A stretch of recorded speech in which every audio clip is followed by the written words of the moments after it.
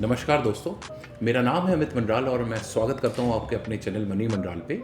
ये चैनल जहाँ हम बात करते हैं फिनेंशियल टॉपिक्स के ऊपर एक बहुत इजी टू अंडरस्टैंड भाषा में, जिससे आपकी फिनेंशियल नॉलेज और बढ़ सके और आप अपने पर्सनल फाइनेंस को और बेटर बना सकें और स्ट्रॉन्ग बना सकें।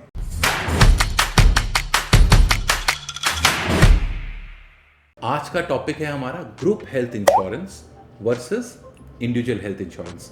मतलब वो हेल्थ इंश्योरेंस पॉलिसीज जो आपको आपके एम्प्लॉयर द्वारा मिलती हैं, आपकी कंपनी जहां आप काम करते हैं वहां मिलती है, और वर्सेस जो हेल्थ इंश्योरेंस पॉलिसीज आप खुद के लेते हैं। तो हम ये समझना चाहेंगे, क्योंकि ये बहुत बड़ा डिबेट का टॉपिक है कि अगर आप कहीं पे जॉब कर रहे हैं और आपके पास already group health insurance policy है, तो क्या आपको एक इंडिविजुअल हेल्थ इंश्योरेंस पॉलिसी लेनी चाहिए या नहीं लेनी चाहिए, उसके क्या फ़ायदे नुकसान हैं। तो आइए फटाफट सबसे पहले बात कर लेते हैं ग्रुप हेल्थ इंश्योरेंस के एडवांटेजेस के बारे में।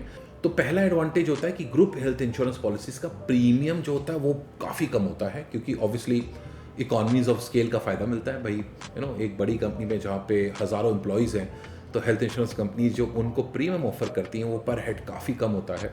तो ऐसी पॉलिसीज़ तो काफ़ी जगह तो ये एम्प्लॉयर पेड ही होता है, आपको कुछ एक्स्ट्रा पे नहीं करना पड़ता।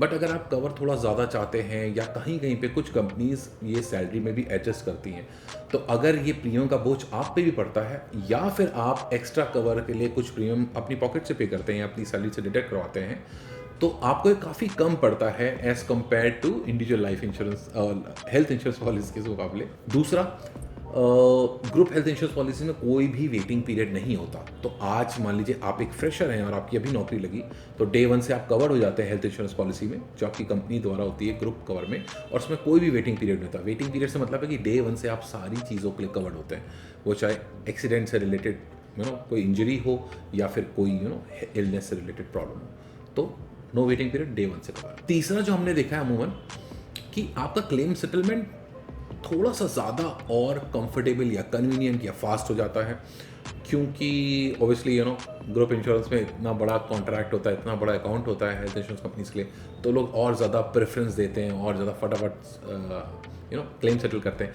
इसका मतलब ये नहीं कि इंडिविजुअल में क्लेम सेटलमेंट स्लो होता है या बेकार होता है या नहीं मिलता है, ऐसा बिल्कुल भी नहीं है। बट थोड़ा सा ग्रुप वालों को, भाई जो जितना बड़ा अकाउंट है उनके लिए उतना बड़ा क्लाइंट है, थोड़ी सी प्रेफरेंस ज़्यादा मिल जाती है। तो कहीं ना कहीं एक एडवांटेज है ही कि claim settlement is slightly better. और चौथा बेनिफिट है जो कि बड़ा इंपॉर्टेंट बेनिफिट है। वो कैसे है कि आपको कोई भी खुद से मेहनत नहीं करनी पड़ती है, कंपैरिजन नहीं करना पड़ता एक अच्छी हेल्थ इंश्योरेंस पॉलिसी चुनने के लिए अपने खुद के लिए। क्यों? क्योंकि आपने कहीं पे कंपनी ज्वाइन की, आपको एम्प्लॉयर ने ऑलरेडी वो सारा काम किया होता है, एक अच्छी इंश्योरेंस पॉलिसी आपके लिए सिलेक्ट की होती है, जिसमें अमूमन तौर पे देखा गया कि ठीक ठाक कवरेज होता ही है। मतलब ऑलमोस्ट, शायद अगर पूरे तरह का कवरेज ना हो जो आप चाहते हो, बट ऑलमोस्ट 80-90% का कवरेज होता है, तो एटलीस्ट आपकी मेहनत बच जाती है। तो वो भी एक तरह का एडेड एडवांटेज ही है। तो ये तो थी बहुत सारी एडवांटेजेस जो हमने बात की जो ग्रुप हेल्थ इंश्योरेंस के बारे में होता है। बट जहाँ एडवांटेजेस होती हैं वहाँ डिसएडवांटेजेस भी हो सकती हैं, और फटाफट जान लेते हैं क्या वो कंसर्न एरियाज़ हैं जो आपको एज एन एम्प्लॉय ध्यान में रखने चाहिए अगर आप सिर्फ और सिर्फ ग्रुप हेल्थ इंश्योरेंस पे ही डिपेंडेंट है। तो पहला कंसर्न, ऐसे बहुत सारे ग्रुप हेल्थ इंश्योरेंस पॉलिसीज हैं जो आपको लाइफ लॉन्ग रिन्यूएबिलिटी का बेनिफिट नहीं देते, जिसका मतलब है कि आप उसको शायद लाइफ लॉन्ग नहीं चला सकते। तो इसमें रिस्क क्या सबसे बड़ा है कि भाई एक दिन आएगा जब आप रिटायर होंगे। मैं एज्यूम कर रहा हूँ कि मान लो आपने जॉब चेंज नहीं की और आप ऐसी कंपनी में नहीं गए जहाँ पे हेल्थ इंश्योरेंस नहीं मिलता, आप उसी कंपनी में रहे और मतलब कभी ना कभी तो आप रिटायर हो गए 55, 60, 62, 65। तो रिटायरमेंट के बाद जब आपका एम्प्लॉयमेंट खत्म हो जाता है, उसके बाद कई इंश्योरेंस कंपनीज ऐसी हैं जो ग्रुप कवर में कंटिन्यू करने का बेनिफिट नहीं देती। तो आप सोचो, आप 60 साल के और रिटायर हो गए हो और आपके हेल्थ इंश्योरेंस खत्म हो गया है, उस समय आपको इंडिविजुअल लेना है और बड़ा मुश्किल होगा और बड़ा महंगा होगा उस समय हेल्थ इंश्योरेंस लेना। तो इस चीज़ को ध्यान में रखें कि अगर आपकी ग्रुप हेल्थ इंश्योरेंस पॉलिसी में लाइफ लॉन्ग रिन्यूएबिलिटी नहीं है तो बहुत बड़ा इशू बन सकता है आगे चल के, और ये है इसका नंबर 1 कंसर्न। दूसरा कंसर्न ये है कि हेल्थ इंश्योरेंस जब ग्रुप कंपनीज देती हैं आपको ग्रुप कवर, उसमें अमूमन तौर पे ग्रेड वाइज आप जिस लेवल के एम्प्लॉय हैं, जो आपका ग्रेड आपकी कंपनी में, उसके हिसाब से कवर्स होते हैं। तो वो 2 लाख का भी हो सकता है, 3 लाख भी हो सकता है, 5 लाख भी हो सकता है, 7 लाख भी हो सकता है, 10 लाख भी हो सकता है, डिपेंडिंग कि अगर आप अभी फ्रेशर हैं, आपके पास 2-3 लाख का ही कवर है, या फिर आप मिडिल लेवल मैनेजमेंट आपके पास 5 ही लाख का कवर है। ये शायद आपकी फैमिली सेटअप के हिसाब से काफ़ी कम पड़ सकता है, तो शायद सफिशिएंट ना हो। और अमूमन तौर पे जैसे जैसे आपका ग्रोथ होती है सिस्टम पे वैसे वैसे ही आपका कवर बढ़ता है। कई कंपनीज में फ्लैट भी होता है तो आपका कवर कभी नहीं बढ़ता है। तो ये भी बहुत कंसर्न एरिया हो सकता है, क्योंकि आपके फैमिली में अगर मेंबर्स ज़्यादा हैं, आपके ऊपर डिपेंडेंट ज़्यादा, तो आपके पास ज़्यादा कवर होना चाहिए, जो कि आप शायद आपके ग्रेड कैसे कम कवर हो। तो इस चीज़ का भी ज़रूर ध्यान रखें कि आप ठीक से इंश्योरेंस अमाउंट वाइज कवर्ड हैं कि नहीं है, क्योंकि ये भी बहुत इंपॉर्टेंट कंसर्न है। तीसरा कंसर्न है कि हेल्थ इंश्योरेंस जो group companies group health insurance था, उसमें कोई भी नो क्लेम बोनस बेनिफिट नहीं मिलता। ये बेनिफिट क्या होता है, बड़ा इंपॉर्टेंट बेनिफिट होता है जो इंडिविजुअल हेल्थ इंश्योरेंस पॉलिसी में मिल जाता है। कि मान लीजिए आपने कोई हेल्थ इंश्योरेंस पॉलिसी ली और कई साल तक आपको कोई भी आपका आप हेल्दी रहे, कोई परेशानी नहीं हुई, तो इसकी वजह से कोई क्लेम नहीं लिया आपने। इसका benefit individual health insurance policies में मिलता है कि आपको बोनसेस मिल जाते हैं, विच मीन्स कि अगर आपने 5 लाख का कवर लिया था हेल्थ इंश्योरेंस पॉलिसी, वो बढ़ के धीरे धीरे 6, 7, 8, 10 लाख या उससे ज़्यादा भी चली जाती है, depending on company to company, plan to plan. तो ये बहुत बड़ा बेनिफिट होता है कि आपको 5 लाख के प्रीमियम पे आपका कवर 10 लाख या 15 लाख हो गया। ऐसा कुछ आपको ग्रुप हेल्थ इंश्योरेंस पॉलिसीज़ में नहीं मिलता है, बेशक आपने कई साल तक कवर ना लिया।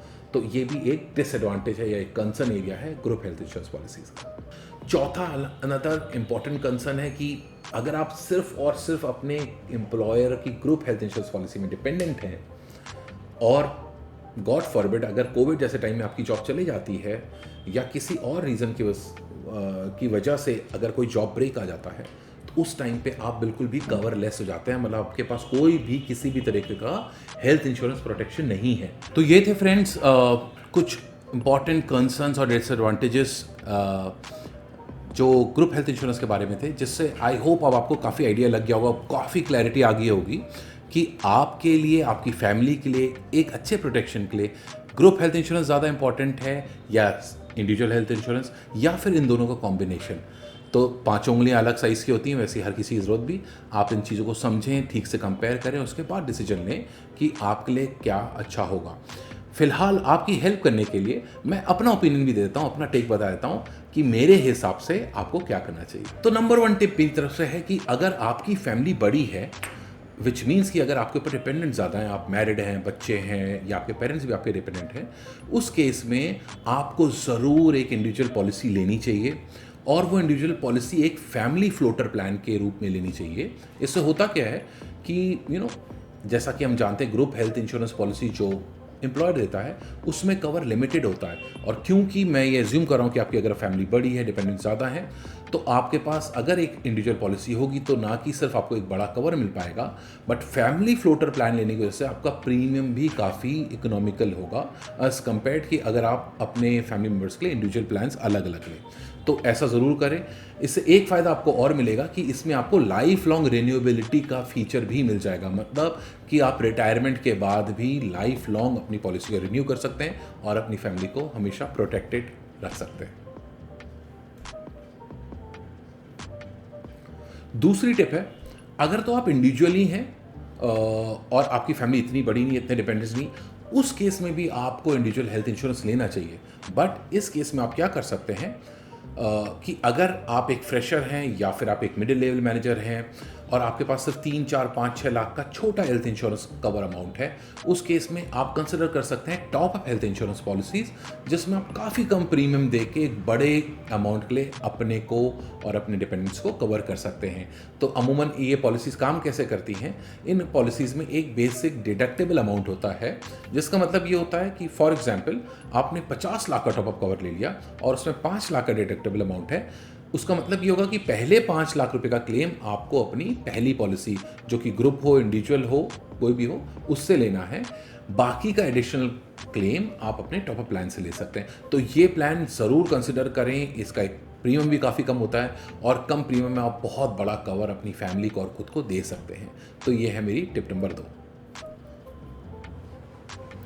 आई होप ये वीडियो देख के, जिसमें हमने एडवांटेजेस की बात की, डिसएडवांटेजेस की बात की, ग्रुप हेल्थ इंश्योरेंस के बारे में जाना, इंडिविजुअल हेल्थ इंश्योरेंस के बारे में जाना, और फाइनली मैंने अपना टेक भी आपको बताया, अपना पर्सनल ओपिनियन बताया। इससे आपको काफ़ी ज़्यादा क्लैरिटी मिल गई होगी और आप एक फटाफट एक सही डिसीजन अपने और अपनी फैमिली के प्रोटेक्शन के लिए लेंगे। ये भी उम्मीद रखता हूँ कि आपको वीडियो बहुत पसंद आया होगा। लाइक और कमेंट करके बताएं कि आपको कैसा लगा, और अगर आपने अभी तक ये चैनल सब्सक्राइब नहीं किया तो अब ऐसा ज़रूर ना करें और फटाफट ये चैनल सब्सक्राइब कर लें और आगे भी ऐसे ही यूज़फुल वीडियोस देखते रहें और चैनल को सपोर्ट करते रहें। Have a good day.